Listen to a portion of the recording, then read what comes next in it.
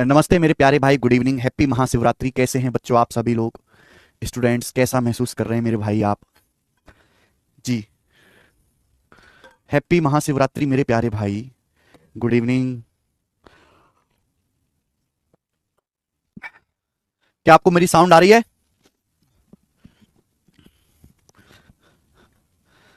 प्रणाम भाई, प्रणाम। तो आज हम तैयार हैं मेरे प्यारे भाई बोट एंड स्ट्रीम पढ़ने के लिए, नाव और धारा पढ़ने के लिए। कल मैंने आपको बोट एंड स्ट्रीम की थ्योरी पढ़ा दी थी सारी। तो सभी बच्चे थ्योरी पढ़ के आए हैं, क्योंकि आज हम उस पर बेस्ड केवल सवाल करेंगे। बोट एंड स्ट्रीम की एक सीट है जिसमें लगभग 50 के आसपास क्वेश्चंस हैं, और उसके बाद जो है ये खत्म हो जाएगा। थ्योरी पढ़, डाउन स्ट्रीम अप स्ट्रीम सभी ने पढ़ लिया। डाउन स्ट्रीम अप स्ट्रीम, भाई डाउन स्ट्रीम क्या होता है? डाउन स्ट्रीम मतलब नदी के बहाव की दिशा में नाव की चाल। और डाउन स्ट्रीम क्या होता है मेरे प्यारे में? डाउन स्ट्रीम होता है x plus y. Down stream क्या होता है बच्चों? X plus Y. शीट में आज अपलोड करवा दूंगा। शीट मैंने प्रिपेयर कर दी है, शीट को मैंने अपडेट कर दिया है। अभी जो इस साल एसएससी जीडी का पेपर हुआ है, सीपीओ का पेपर हुआ है, आपका सिलेक्शन पोस्ट का पेपर हुआ है, सीटसल का पेपर हुआ है, इन सभी एग्जाम के क्वेश्चंस मैंने शीट में अपडेट कर दिए हैं। और मैंने ये ऑब्जर्व किया कि हर तीसरी शिफ्ट में बोट एंड स्ट्रीम का सवाल डाला गया है। ठीक है, तो down stream x plus y, up stream x minus y. हमें एक बात समझ में नहीं आती कि जो हम पढ़ा रहे हैं किसी को वो पढ़ने में इच्छा नहीं है, दूसरी चीज पढ़ने में इच्छा है। जब वो दूसरी चीज पे पहुंच जाते हैं फिर वो पढ़ने में इच्छा नहीं है, तीसरी चीज पढ़ने में इच्छा है। ऐसा कैसे काम चलेगा भाई? Down stream x plus y, up stream x minus y. तो एक्स का जो मान होता है मेरे प्यारे में वो डी प्लस यू बटे दो होता है, डी प्लस यू बटे दो। और करंट की जो स्पीड होती है मेरे प्यारे में डी माइनस यू बटे दो, डी माइनस यू बटे दो, डी माइनस यू बटे दो। क्लियर है? मनीष कुमार कह रहे हैं डाउन स्ट्रीम का मतलब डाउन नहीं और अप स्ट्रीम का मतलब अप नहीं भाई। हाँ जी, नाव की जो स्पीड है वो सवालों में जो है किलोमीटर पर आवर में दी होगी। आपको किलोमीटर पर आवर में ही मेरे दोस्तों कैलकुलेट करना है। चलिए, एक कॉन्सेप्ट मैं आपको और दिखाता हूं, ध्यान से सुनिएगा मेरे प्यारे भाई। एक कॉन्सेप्ट मैं आपको और दिखाता हूं, सभी लोग ध्यान से समझेंगे, सभी लोग। जैसे मेरे दोस्तों नदी के दो किनारे हैं, ये नदी है, ये नदी के दो किनारे हैं, ये नदी है मेरे प्यारे भाई, नदी के दो किनारे हैं ए और बी। मान लेते हैं ये नदी के दो किनारे हैं ए और बी, और इनके बीच की जो डिस्टेंस है डी किलोमीटर है। इनके बीच की डिस्टेंस जो है वो डी किलोमीटर है, ये मैंने मान लिया। माना नदी के दो किनारे ए बी हैं और इनके बीच की दूरी डी किलोमीटर है। क्लियर है? अब एक बात बताओ, अगर कोई नाव ए से बी तक जाती है, अगर कोई नाव ए से बी तक जाती है फिर बी से ए तक वापस आती है, अगर कोई नाव ए से बी तक जाती है फिर बी से ए तक वापस आती है, तो इतना कंफर्म है कि अगर नाव डाउनस्ट्रीम जाएगी तो अपस्ट्रीम आएगी, अगर नाव डाउनस्ट्रीम वापस जाएगी तो डाउनस्ट्रीम जाएगी तो वापस कैसे आएगी? अपस्ट्रीम। भाई धारा के साथ जाएगी तो धारा के अपोजिट डायरेक्शन में वापस आएगी, या उल्टा होगा।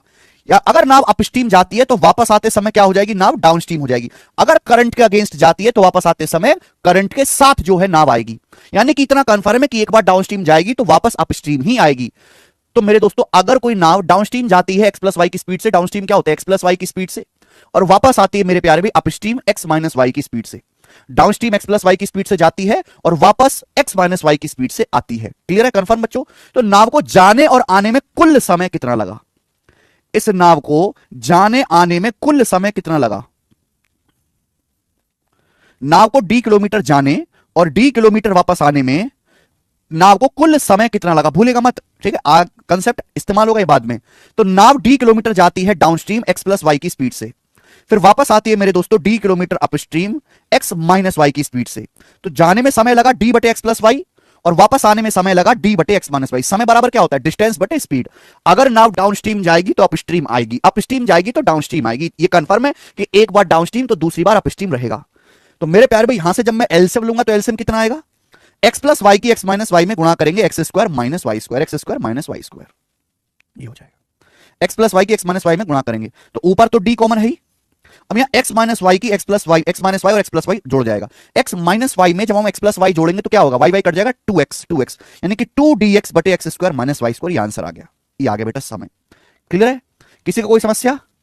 तो टाइम ये याद रख लीजिएगा मेरे दोस्तों कॉन्सेप्ट कि अगर कोई नाव डी किलोमीटर जाती है फिर वापस आती है मेरे प्यारे भाई, तो नाव को जाने और आने में जो कुल समय लगेगा वो कुल समय होगा 2dx upon x square minus y square, 2dx upon x square minus y square, 2dx/x² - y², 2dx/x² - y²।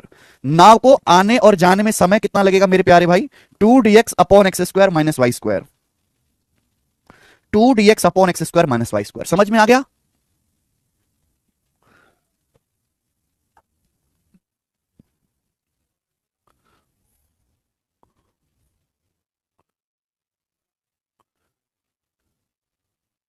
है 2d, हाँ लगा दो जल्दी से।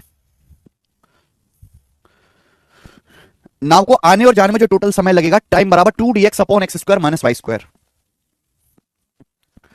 आगे की भी काट देना।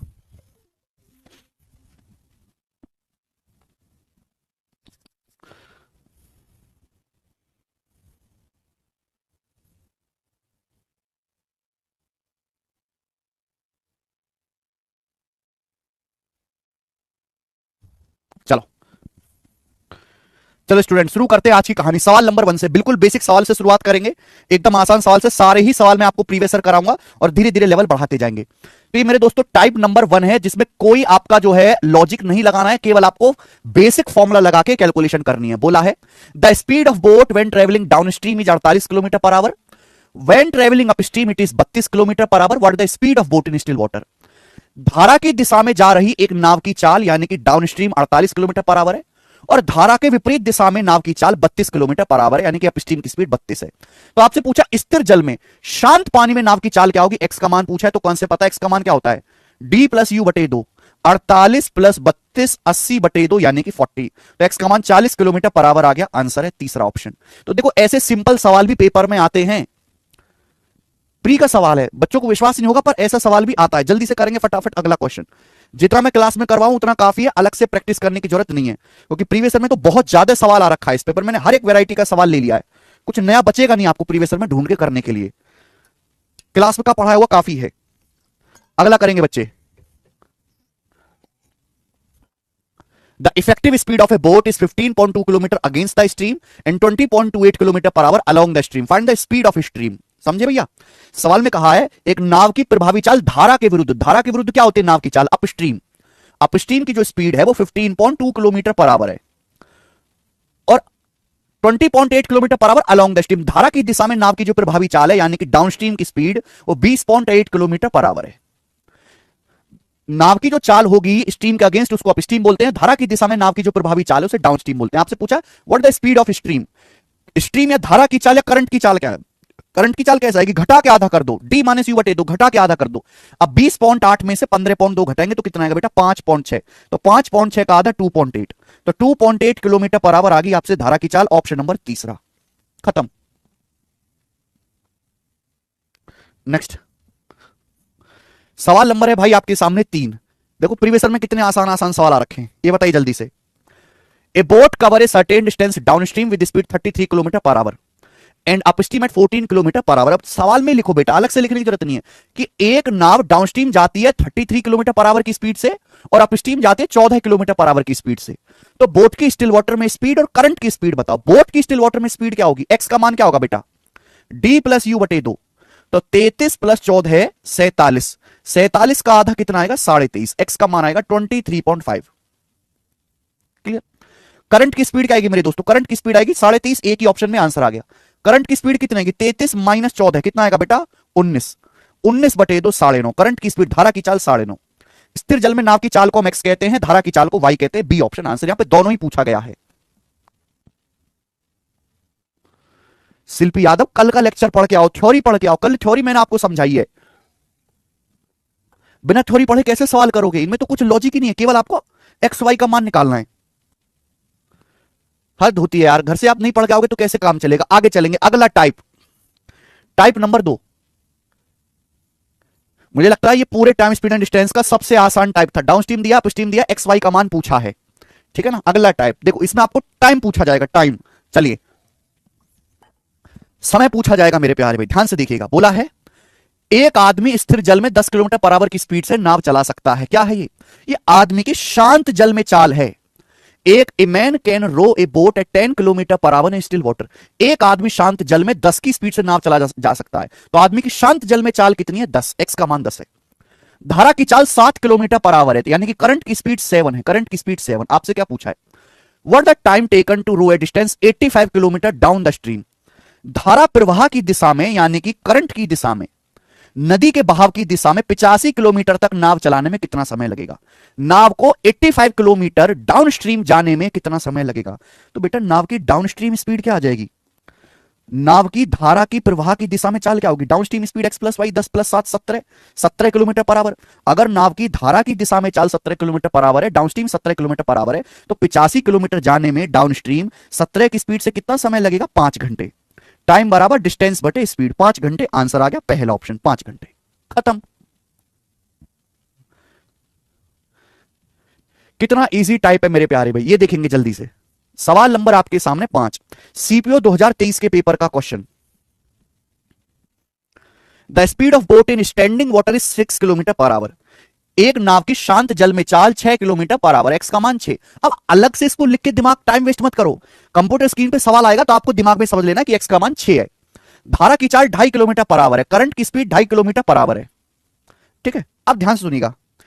एक आदमी नाव से 59.5 किलोमीटर की दूरी पर स्थित एक स्थान पर जाता है, एक आदमी 59.5 किलोमीटर दूरी के स्थान पर जाता है, फिर स्टार्टिंग पॉइंट पर वापस आता है, स्टार्टिंग पॉइंट पर वापस आता है। उसके द्वारा लिया गया कुल समय क्या होगा, कुल समय कितना लगेगा उसको। अरे बड़ी आसान बात है भाई, नाव की डाउनस्ट्रीम स्पीड कितनी आएगी, downstream speed x plus y, 6 में 2.5 जोड़ूंगा 8.5। नाव की अपस्ट्रीम स्पीड क्या आएगी, x minus y, upstream speed क्या आएगी, x माइनस वाई, 6 में से 2.5 घटाऊंगा तो कितना आएगा बेटा, 3.5, 3.5। अब एक बात बताओ मेरे प्यारे भाई, एक आदमी अपनी नाव से 59.5 किलोमीटर दूरी एक जगह जाता है, एक आदमी नाव से 59.5 किलोमीटर जाता है फिर वापस आता है, तो इतना कंफर्म है भाई कि अगर वो डाउनस्ट्रीम जाएगा तो वापस कैसे आएगा, अपस्ट्रीम वापस आएगा। तो जाने आने में कुल समय कितना लगेगा, टाइम टोटल समय पूछा है। तो आदमी 59.5 किलोमीटर गया डाउनस्ट्रीम कितने की स्पीड से बेटा, 8.5 की स्पीड से, फिर वापस 59.5 किलोमीटर आया अपस्ट्रीम, 59.5 किलोमीटर अपस्ट्रीम वापस आया, अपस्ट्रीम 3.5 की स्पीड से। तो जाने आने में कुल समय कितना लगा, ऐड कर दीजिए, प्लस कर दीजिए, जाने आने में कुल समय इतना लगा। बताओ 8.5 से 59.5 कितनी बार कट जाएगा, 7 बार कट जाएगा, 7 बार। 8 7 56 और 5.5 से 7 3.5, ये दशमलव से दशमलव कट जाएगा मेरे दोस्तों, है भी। तो 35 एकम 35 कितना बच जाएगा मेरे दोस्तों आपका, 9 में 5 गया 4, 245, और 35 सत्ते जो आ जाएगा 245, 17 बार जाएगा, 17 बार। तो 7 और 17 आ गया मेरे दोस्तों 24, 7 प्लस 17 24 घंटे आ गया आंसर। यानी कि नाव को 59.5 किलोमीटर जाने और आने में टोटल 24 घंटे का समय लगेगा। खत्म।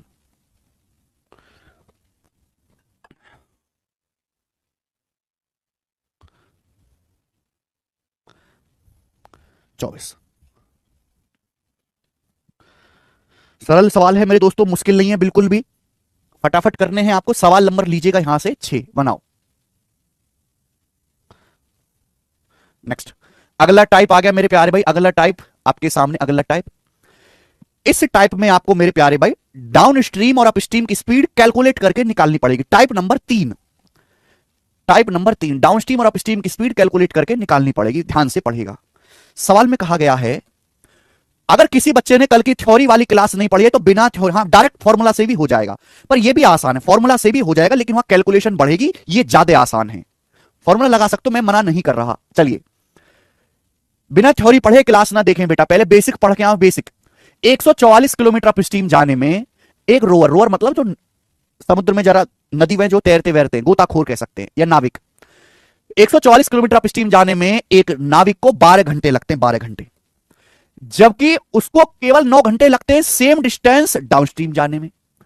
यानी कि एक नाविक को 144 किलोमीटर अपस्ट्रीम जाने में 12 घंटे लगते हैं और उतनी ही दूरी डाउनस्ट्रीम धारा की दिशा में तैरने में केवल 9 घंटे लगते हैं। धारा की चाल ज्ञात कीजिए। सवाल सरल हो गया भाई, एक नाविक को 144 किलोमीटर अपस्ट्रीम जाने में 12 घंटे लगा, तो अपस्ट्रीम की स्पीड क्या होगी, स्पीड बराबर डिस्टेंस बटे time, 12 kilometre per our, 12 kilometre per our upstream की स्पीड आ गई। जबकि उस नाविक को डाउनस्ट्रीम सेम दूरी जाने में, उस नाविक को धारा की दिशा में उतनी दूरी तय करने में केवल 9 घंटे लगते हैं। दूरी यानी कि 144 किलोमीटर की दूरी धारा की दिशा में यानी कि डाउनस्ट्रीम जाने में 9 घंटे लगते हैं। स्पीड क्या होती है, डिस्टेंस बटे टाइम, तो 144 बटे 9 16, तो 16 किलोमीटर पर आवर आपकी डाउनस्ट्रीम की स्पीड आ गई। आपसे पूछा करंट की स्पीड क्या होगी, करंट की स्पीड वाई आपसे पूछा है। कल ही पढ़ाया था करंट की स्पीड निकालने तो घटा के आधा कर दो, घटा के आधा कर दो। 16 में से डाउन स्ट्रीम माइनस अपस्ट्रीम बटे 2, 4/2 आ गया 2। 2 किलोमीटर पर आवर करंट की स्पीड आ गई, पहला ऑप्शन 2। नेक्स्ट देखो कितने बेसिक सवाल हैं। सवाल नंबर 7 भर भर के आता है एग्जाम्स में, ये देखिएगा। DSSB असिस्टेंट ग्रेड 3 2024 का सवाल।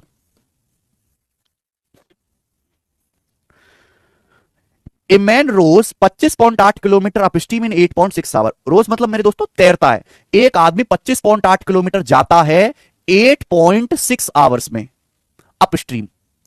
तो 25.8 किलोमीटर जाता है मेरे दोस्तों कोई आदमी अपस्ट्रीम 8.6 आवर्स में, तो अपस्ट्रीम की स्पीड क्या आएगी?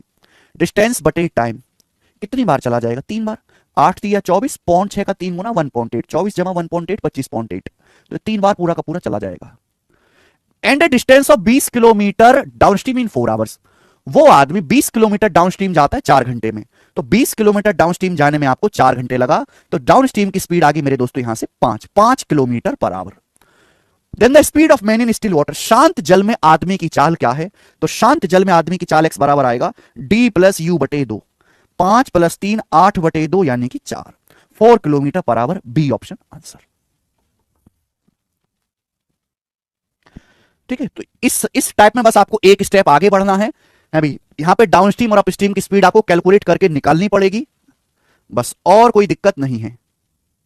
चलिए ये देखो जीडी में कैसे कैसे आसान सवाल आते हैं। जीडी 2023 के पेपर का सवाल मेंटली करके दिखाओ। देखो मेंटली करो, अब लिखना कम करो और दिमाग में करिए।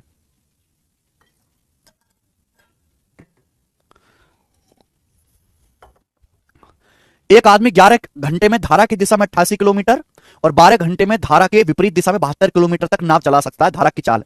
तो एक आदमी 88 किलोमीटर डाउनस्ट्रीम जाता है 11 घंटे में, तो डाउनस्ट्रीम की स्पीड क्या आ जाएगी दिमाग में? डाउनस्ट्रीम की स्पीड 88/11 8।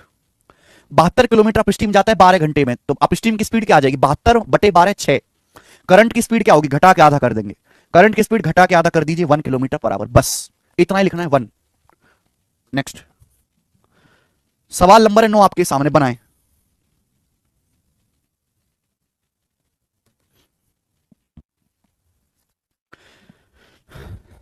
जीडी का सवाल बेटा,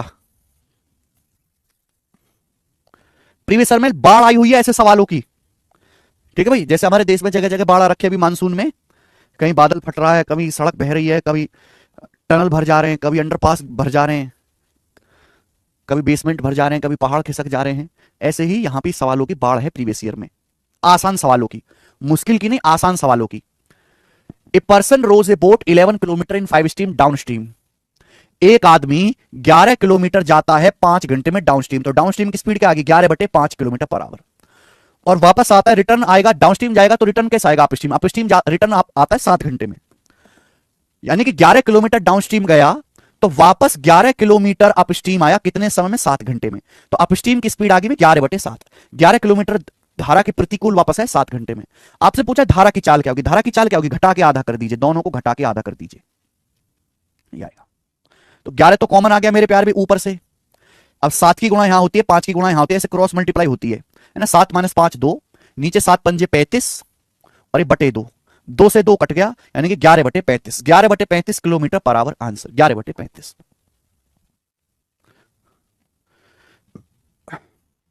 लीजिएगा सवाल नंबर 10, ये बताओ लेटेस्ट सवाल सीपीओ 2024 प्री का।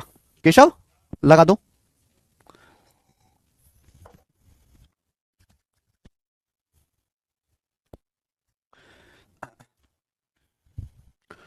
वही है पंकज डंडोटिया जी।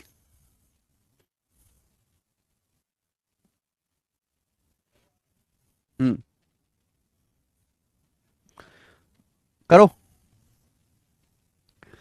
ए man wishes to cover 1 kilometre distance in river water. In still water he takes 12 minute to cover it. बहुत बढ़िया, ये हल्का सा अलग है, हल्का सा अलग। एक पुरुष नदी के पानी में 1 किलोमीटर की दूरी तय करना चाहता है, नदी के पानी में। शांत जल में इस दूरी को तय करने में उसे 12 मिनट लगते हैं, शांत जल में, शांत जल में। लेकिन बहती नदी में 13 मिनट लगते हैं, बहती नदी में। तो नदी के बहते पानी की चाल ज्ञात करो। बहती नदी में 13 मिनट लगते हैं मेरे प्यारे भाई, करो, जल्दी से जवाब देंगे मेरे प्यारे भाई, फटाफट। अब यहां पे मेरे प्यारे भाई लॉजिकली आपको समझना है, एक आदमी है वो 1 किलोमीटर की दूरी तय करना चाहता है नदी में, नदी के पानी में। अगर नदी का पानी शांत है तो उसे 12 मिनट लगता है, यानी कि 1 किलोमीटर जाने में उसे 12 मिनट लगता है। अब भाई आंसर तो किलोमीटर पर आवर में ना, तो मिनट को आवर में बदलो। 12 मिनट का मतलब होता है 12/60, 1/5 आवर, 1/5 आवर। तो 1 किलोमीटर जाने में उसे 1/5 घंटे लगा, यानी कि 5 किलोमीटर पर आवर आदमी की शांत जल में चाल है, शांत जल में। लेकिन बहती नदी में जब आदमी जाता है तो उसे 13 मिनट लगा। अब आप कहोगे सर बहती नदी में तो नदी के साथ भी जा सकता है, नदी के अपोजिट भी जा सकता है, कैसे पता लगेगा, कैसे जा रहा है, आप ही बताओ। शांत जल में आदमी को समय लग रहा है 12 मिनट, जबकि बहती नदी में समय लग रहा है 13 मिनट, यानी कि बहती नदी में समय ज्यादा लग रहा है।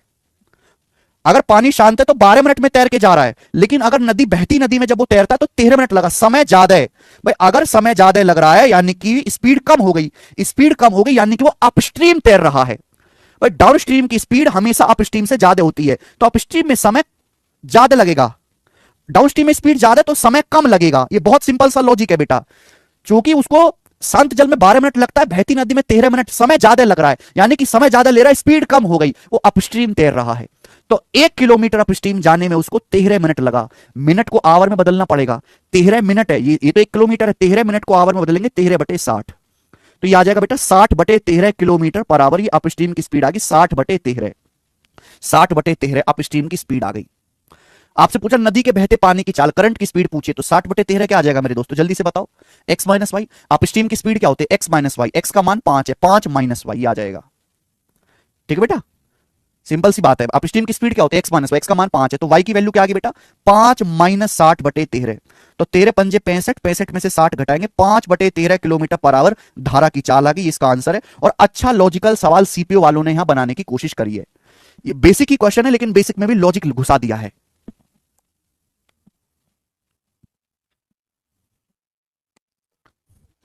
ठीक है, चलो आगे चलते हैं मेरे प्यारे भाई। अभी ये थे आपके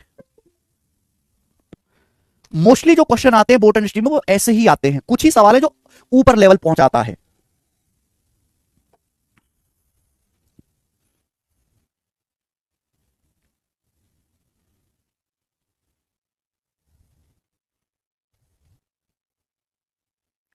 पंकज डंडोडिया जी वो बढ़ जाएगी सर, मैंने 10 सेकंड में क्या, सोनू कह रहे, वेरी गुड सोनू, तुम तो हीरो आदमी हो भाई, तुमसे कौन पंगा लेगा। सीजल भर 23 प्री का। अगला मेरे दोस्तों सवाल,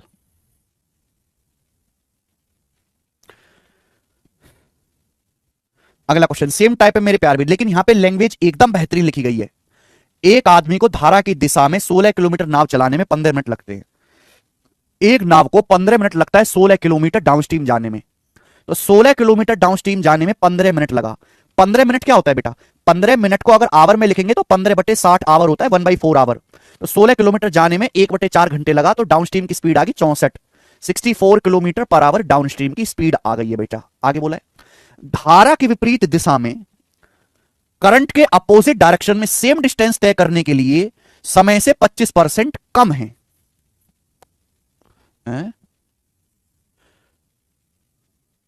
ओके, बहुत बढ़िया लैंग्वेज यहां पे लिख दी एग्जामिनर ने, बहुत बढ़िया। एक नाव को 16 किलोमीटर डाउनस्ट्रीम जाने में 15 मिनट लगते हैं। ये जो 15 मिनट लगे मेरे प्यारे भाई, वो धारा के अपोजिट डायरेक्शन में सेम डिस्टेंस जाने में जो समय लगता है उस समय से 25% कम है। क्या बेटा, 25% कम है। एक आदमी को 15 मिनट का समय लगता है 16 किलोमीटर डाउनस्ट्रीम जाने में। ये विच किसके लिए इस्तेमाल हुआ है मेरे दोस्तों, इसके 15 मिनट के लिए। ये जो 15 मिनट है ये 25% कम है मेरे दोस्तों सेम दूरी जाने में अपस्ट्रीम। अपस्ट्रीम सेम दूरी जाने में जो समय लगता है उससे 25% समय कम लगता है डाउनस्ट्रीम। तो मेरे प्यार भी 25% की फ्रैक्शन वैल्यू कितनी होती है, 25% की फ्रैक्शन वैल्यू होती है मेरे दोस्तों 1/4। यानी कि अगर अपस्ट्रीम में आपको 4 यूनिट समय लगा टाइम, तो डाउनस्ट्रीम में आपको 25% कम 3 यूनिट समय लगा है, 3 यूनिट। बात समझे, 25% की फ्रैक्शन वैल्यू 1/4। सवाल में कहा गया है कि 16 किलोमीटर जाने में डाउनस्ट्रीम आपको 15 मिनट लगा है, जो अपस्ट्रीम में लगने वाले समय से 25% कम है। अगर अपस्ट्रीम में आपको 4 यूनिट समय लगता है तो डाउनस्ट्रीम में आपको 3 यूनिट समय लगता है। बेटा 3 की वैल्यू अगर 15 मिनट है 5 गुना, तो 4 की वैल्यू भी 5 गुना होगी 20 मिनट। और 20 मिनट का मतलब होता है बेटा 20/60, 1/3 आवर, 1/3 आवर। यानी कि मैंने यह पता लगा लिया कि उस आदमी को सेम डिस्टेंस यानी कि 16 किलोमीटर, सेम डिस्टेंस लिखा हुआ है ना, आदमी को सेम डिस्टेंस 16 किलोमीटर अपस्ट्रीम जाने में 20 मिनट यानी कि 1/3 घंटे लगता है, तो अपस्ट्रीम की स्पीड आगे 3 ऊपर चला जाएगा, 16 लेती है 48।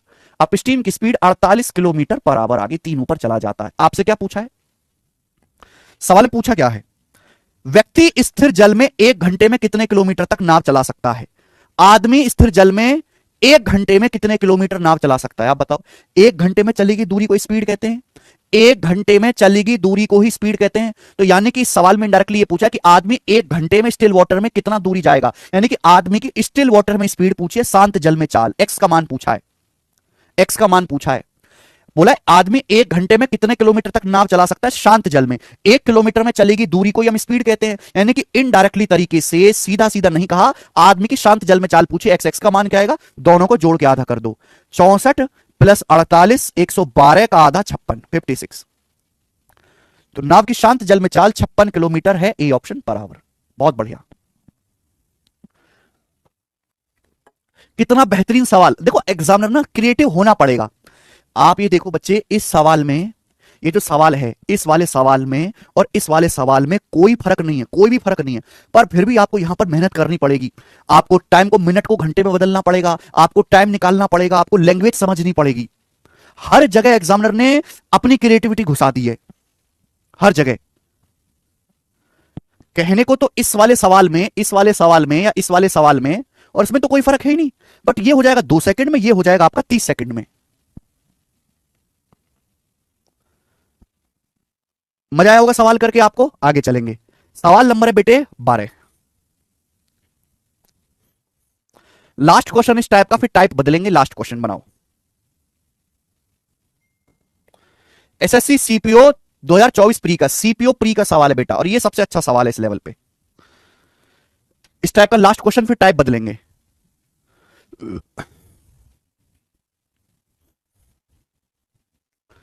मिस्टेक करी होगी बहुत सारे बच्चों ने इस सवाल में, इसमें भी मिस्टेक करेंगे, इसमें भी मिस्टेक करेंगे मेरे प्यारे भाई।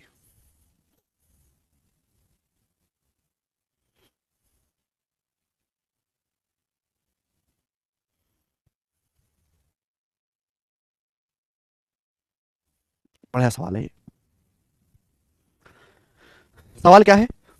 सवाल क्या है सुनिए, एक एक लाइन पढ़ो। शांत जल में एक आदमी की चाल धारा की चाल से 4 किलोमीटर पर आवर अधिक है। इंग्लिश में, immense speed in still water is 4 kilometre per our more than the speed of current.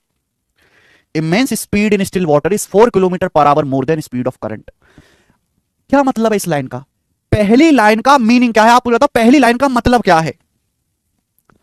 Meaning ही नहीं समझ पाएंगे, सीधा सीधा नहीं कहा गया। बोला है एक आदमी की शांत जल में चाल यानी कि एक्स, करंट की स्पीड से, धारा की चाल से 4 किलोमीटर पर आवर ज्यादा है, 4 किलोमीटर पर आवर ज्यादा है, यानी कि एक्स माइनस वाई है। ये एक्स माइनस वाई है बेटा, यानी कि क्या होगा? ये अपस्ट्रीम की स्पीड हो गया, ये अपस्ट्रीम की स्पीड हो गया आदमी की, है कि नहीं?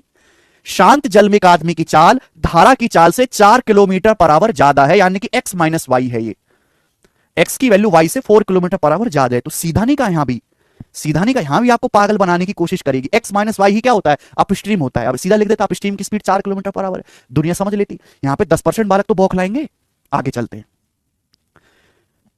पहली लाइन का खेल खत्म हो गया। आगे बोला है if the man takes a total of 10 hour to cover 45 kilometre down stream and 35 kilometre upstream.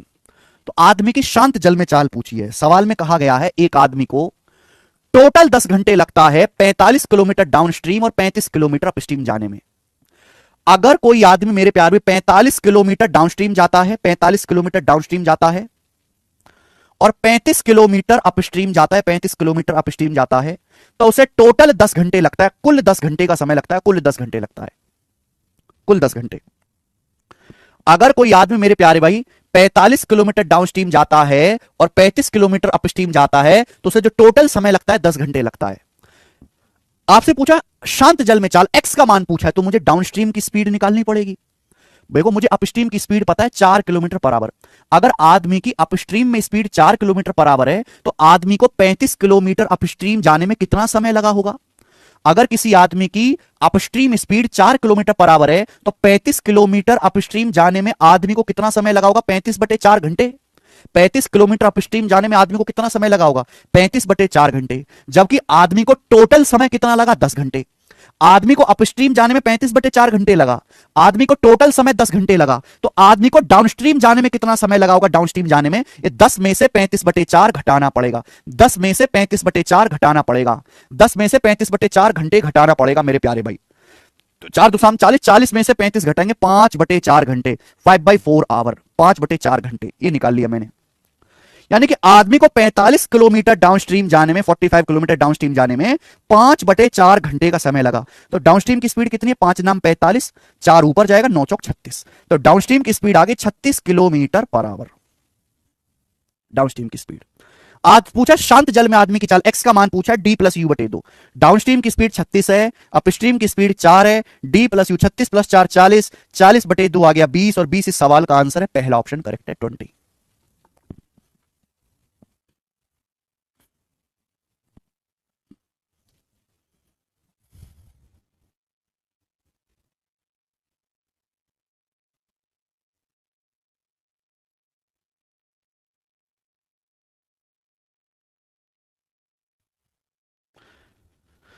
Fifteen date Sachin Soni.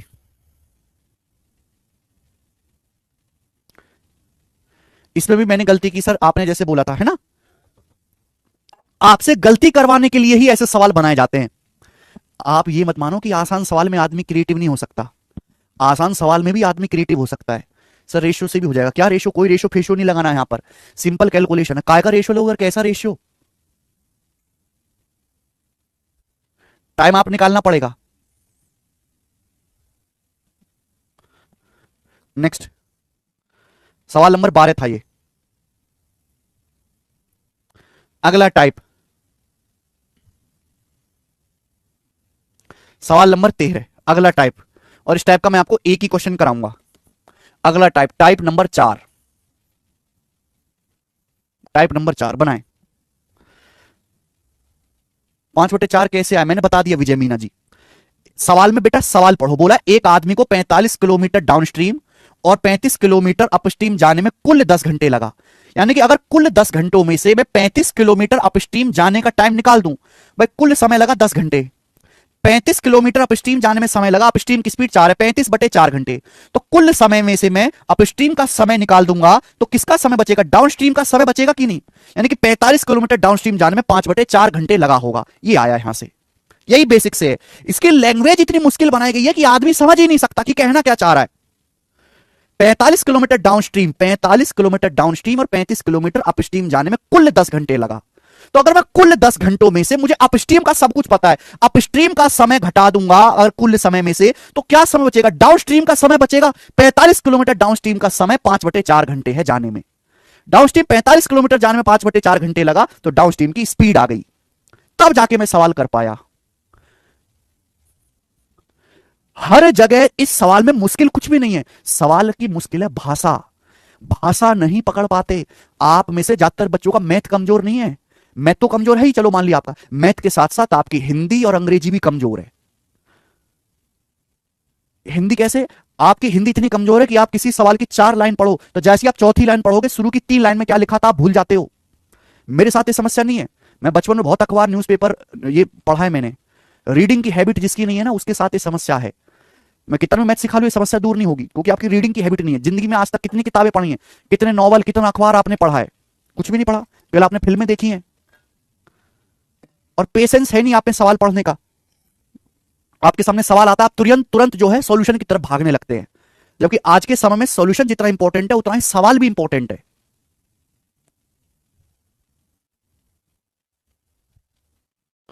आगे 13वां,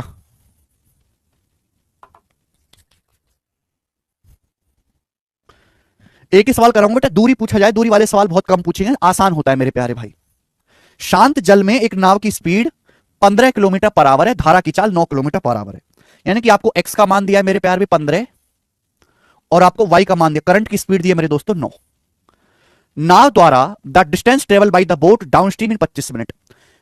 नाव से 25 मिनट में डाउनस्ट्रीम जाने में कितना समय लगेगा? नाव द्वारा धारा के अनुकूल 25 मिनट में तय की दूरी कितनी? आप बताओ डाउनस्ट्रीम की स्पीड क्या आएगी? डाउनस्ट्रीम की स्पीड क्या आएगी? X plus y. डाउनस्ट्रीम की स्पीड आएगी 15 + 9 24। अब 25 मिनट का मतलब क्या होता है? 25/60 आवर 5 से जाएगा, 5/12 घंटे। तो सवाल में पूछा है 25 मिनट डाउनस्ट्रीम, अगर आप डाउनस्ट्रीम जाते हो, ट्रेवल करते हो 25 मिनट तक, तो आप कितनी डिस्टेंस ट्रेवल करोगे? तो डिस्टेंस बराबर क्या आएगा भाई? डाउनस्ट्रीम की स्पीड है 24 किलोमीटर पर आवर, डाउनस्ट्रीम की स्पीड है x plus y 24 kilometre per hour. तो 24 किलोमीटर पर आवर की स्पीड से आप 25 मिनट तक ट्रेवल करोगे, 25 मिनट यानी कि 5/12 घंटे, तो कितना डिस्टेंस जाओगे? डिस्टेंस बराबर स्पीड गुना टाइम, 12 दूनी 24, 2 पंजे 10 किलोमीटर। तो 10 किलोमीटर इस सवाल का आंसर हो जाएगा बी ऑप्शन 10 किलोमीटर। ये आसान सवाल था।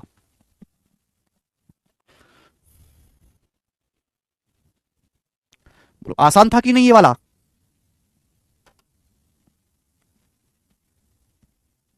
ठीक है, ये इजी टाइप था। तो ये 4 टाइप हुआ मेरे प्यारे भाई, है ना। आजकल एग्जामिनर बड़ा क्रिएटिव हो गया है। तो आज 4 टाइप रहने देते हैं। शीट मैंने अपडेट कर दिया, शीट में अपलोड करवा दूंगा। बाकी के जो टाइप है हम कल करेंगे। कल सैटरडे है, लेकिन कल भी मैं आपकी एक्स्ट्रा क्लास लगवाऊंगा।